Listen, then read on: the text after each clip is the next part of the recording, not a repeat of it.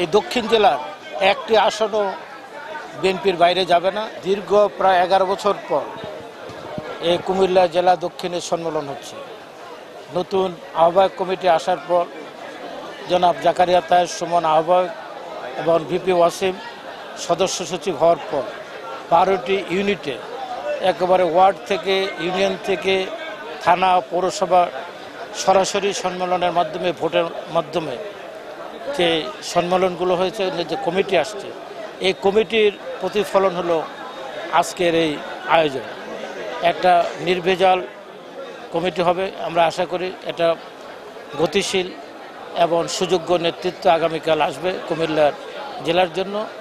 এবং যেভাবে তারা এই দলটাকে গঠন করেছে ওয়ার্ড লেভেলে, আমি মনে করি এই কাজটি, এই আহ্বায়ক কমিটি যে কাজটি করে দিয়েছে, যে আসনে যে প্রার্থী হবে তার বিজয় সুনিশ্চিত হবে। কারণ ওয়ার্ড লেভেলে, গ্রাউন্ড লেভেলে তারা কাজটি করে দিয়েছেন।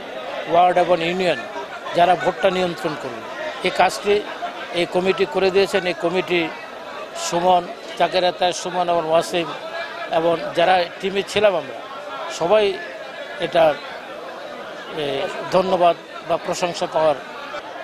এই দক্ষিণ জেলার একটি আসনও বিএনপির বাইরে যাবে না।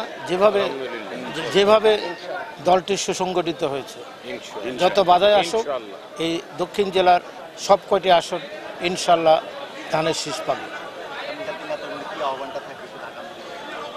আগামীকাল নেতাকর্মীদের আহ্বানটা আমাদের ভারপ্রাপ্ত চেয়ারপারসন উনি দেবেন, যেহেতু উনি সরাসরি এই সম্মেলনে উপস্থিত থাকবেন।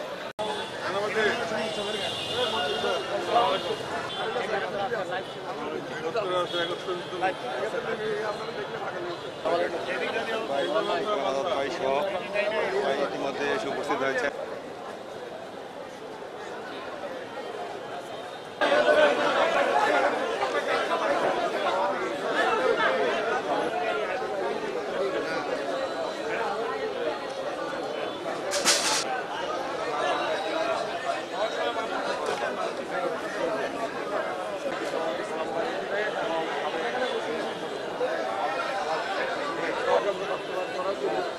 আমাদের নেতৃবৃন্দকে আমরা দেখতে পাচ্ছি, পাশাপাশি আমাদের প্রিয়